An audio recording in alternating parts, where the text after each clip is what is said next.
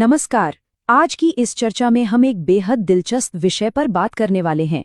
एक ऐसी कहानी जो सिर्फ हमारी संस्कृति का हिस्सा नहीं है, बल्कि इंसानी मनोविज्ञान को भी बहुत करीब से छूती है।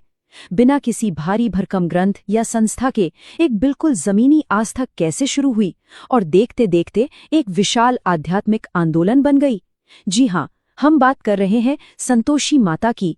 आखिर कैसे गांव की छोटी छोटी रसोइयों से शुरू हुआ एक मौन विश्वास पूरे देश की मुख्यधारा का हिस्सा बन गया। सच मानिए, ये सफर बहुत ही रोमांचक है। तो चलिए सीधे इस रहस्य की गहराई में उतरते हैं। क्या कभी इस बात पर गौर किया गया है कि एक ऐसी देवी जिनका जिक्र ना तो प्राचीन वेदों में है, ना ही पुराणों के लंबे चौड़े अध्यायों में, वो अचानक करोड़ों लोगों की आस्था का केंद्र कैसे बन गई? बिना किसी लिखित इतिहास के सिर्फ एक पीढ़ी से दूसरी पीढ़ी तक कहानियों के रूप में सफर करते हुए इस आस्था ने लोगों के दिलों पर कैसे राज कर लिया? ये कोई मामूली बात नहीं है, ये असल में एक बहुत बड़ा सामाजिक बदलाव था। इस बदलाव की जड़ें तलाशने के लिए हमें सबसे पहले वैदिक आध्यात्मिक शून्यता को समझना होगा। और ये तस्वीर उस समय की स्थिति को बहुत ही बेहतरीन तरीके से दिखाती है। एक तरफ थी हमारी सदियों पुरानी वैदिक परंपराएं, जिनमें बहुत ही जटिल यज्ञ, लंबे लंबे संस्कृत के मंत्र और शास्त्रों के कड़े नियम शामिल थे। और दूसरी तरफ थी आम इंसान की रोजमर्रा की सच्चाई।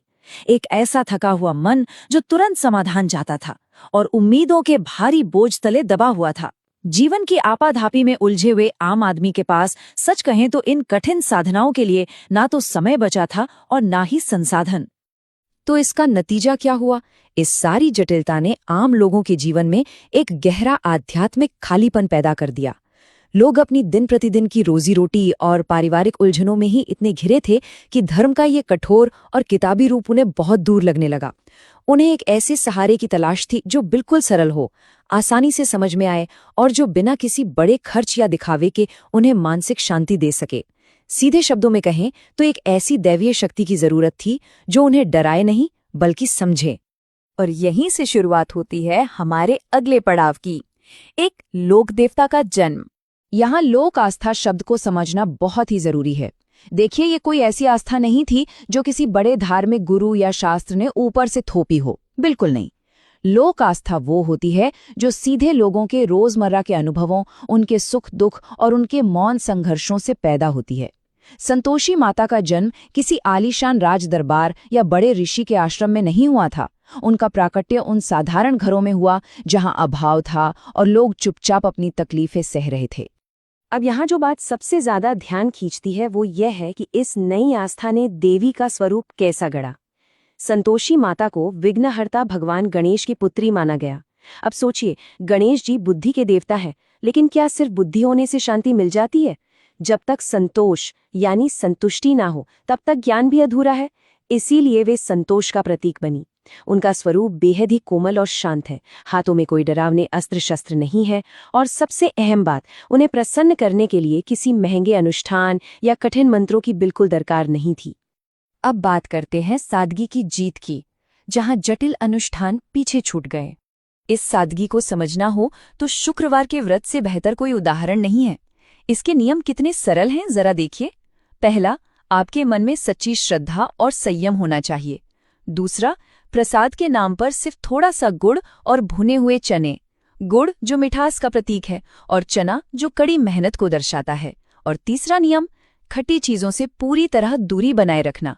मतलब इंसान चाहे कितना भी गरीब क्यों ना हो, वो बिना किसी झिझक के इन नियमों का पालन कर सकता था। कोई भारी भरकम खर्चा नहीं। लेकिन ठहरिए, खट्टी चीजें ना खाने के इस साधारण से नियम के पीछे एक बहुत ही गहरा दर्शन छिपा है। ये सिर्फ खाने पीने का नियम नहीं है, इसका रूपक या कहें तो असली मतलब बहुत बड़ा है। खट्टापन असल में हमारे जीवन की कड़वाहट, जलन, शिकायतों और चुभने वाले शब्दों का प्रतीक है। ये नियम बहुत ही खूबसूरती से ये सिखाता है कि जब तक हम अपने मन और अपने व्यवहार से इस कड़वाहट को बाहर नहीं निकाल फेंकते, तब तक हमें सच्चा संतोष या असली शांति मिल ही नहीं सकती। और इसके बाद आता है मौखिक कहानियों का दौर, जिसने इस आस्था को घर घर पहुंचाया। ये पंक्तियां सच में दिल को छू लेने वाली हैं। शांत रसोइयों के कोनों में साझा किए गए दुख एक सामूहिक आस्था में बदल गए। उस दौर में समाज के अंदर महिलाओं की आवाज को ज्यादा तवज्जो नहीं मिलती थी। अपनी तकलीफें खुलकर बताने का कोई जरिया नहीं था उनके पास।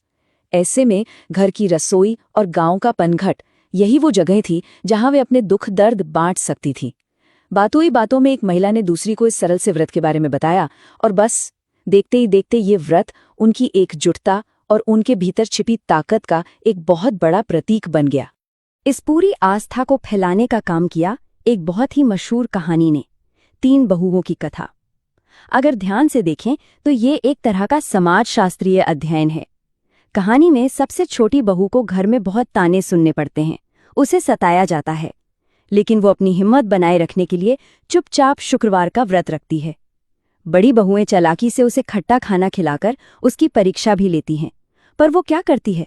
वो ना तो गुस्सा करती है और ना ही अपना धैर्य खोती है, अपनी श्रद्धा बनाए रखती है। और अंत में उसकी यही शांत सहनशीलता पूरे परिवार का दिल बदल देती है और उसे घर में सम्मान दिलाती है। तो इस पूरी कहानी का लबोलबाब ये है कि ये महज एक लोक कथा नहीं थी। इसने समाज के हाशिए पर जी रहे लोगों को और खास तौर पर महिलाओं को अपनी गरिमा बनाए रखते हुए मुश्किलों का सामना करने का एक रास्ता दिखाया। इसने ये साबित कर दिया कि चुपचाप सहना हमेशा कमजोरी नहीं होता, बल्कि एक बहुत बड़ी मनोवैज्ञानिक ढाल भी हो सकती है। इसी धैर्य और शांत विश्वास ने आम लोगों को जीवन की कठिन चुनौतियों से लड़ने की एक असल ताकत दी। अब देखते हैं कि कैसे ये आस्था लोक कथाओं की सीमाओं को पार कर मुख्य धारा का हिस्सा बन गई। अगर हम इस पूरे विकास क्रम पर नजर डालें तो सफर एकदम स्पष्ट दिखाई देता है। शुरुआत एकदम खामोशी से हुई, गांव की रसोइयों और शुक्रवार के सीधे साधे व्रतों से। फिर कहानियों के जरिए ये एक गांव से दूसरे गांव तक पहुंची। धीरे धीरे शहरों में रहने वाले वो लोग जो भागदौड़ भरी जीवन के तनाव से परेशान थे, उन्होंने भी मानसिक शांति के लिए इसे अपनाना शुरू कर दिया। और फिर आया सबसे बड़ा टर्निंग पॉइंट, साल 1975, जब फिल्म जय संतोषी मां रिलीज हुई। इस फिल्म ने जैसे एक जादू सा कर दिया। इस जमीनी आस्था को रातों रात एक विशाल पहचान मिल गई, और आलम यह था कि लोग सिनेमा घरों को ही मंदिर मानकर वहां पूजा करने लगे थे। इस सफर को जानने के बाद अब बात करते हैं इसके मूल दर्शन की, यानी संतोष और सच्ची शांति की खोज। ये एक लाइन पूरी चर्चा का सार अपने अंदर समेटे हुए हैं। धैर्य कोई कमजोरी नहीं है, बल्कि एक ऐसी शक्ति है जो अंततः चमत्कार बन जाती है। इस पूरे विश्लेषण से हमें जो सबसे बड़ी बात सीखने को मिलती है वो ये है कि इंसानी इच्छाओं का कभी कोई अंत नहीं होता। एक चीज मिलती है तो दूसरे की चाहत शुरू हो जाती है। सच्ची और गहरी शांति तभी मिल सकती है जब हम इच्छाओं के इस कभी न खत्म होने वाले चक्रों को तोड़ना सीख लें। यह दर्शन हमें सिखाता है कि जो हमारे पास आज मौजूद है, सबसे पहले उसमें संतुष्टि ढूंढना आना चाहिए। और इसीलिए इस चर्चा को हम एक बेहद ही अहम सवाल के साथ खत्म कर रहे हैं। आज के इस दौर में जहां हर कोई बस एक अंधी दौड़ में शामिल है, 1 मिनट रुककर ये जरूर सोचना चाहिए, क्या सच्ची शांति और ज्यादा चीजें इकट्ठा करने में है या फिर अपनी इच्छाओं को थोड़ा सा कम करने में है?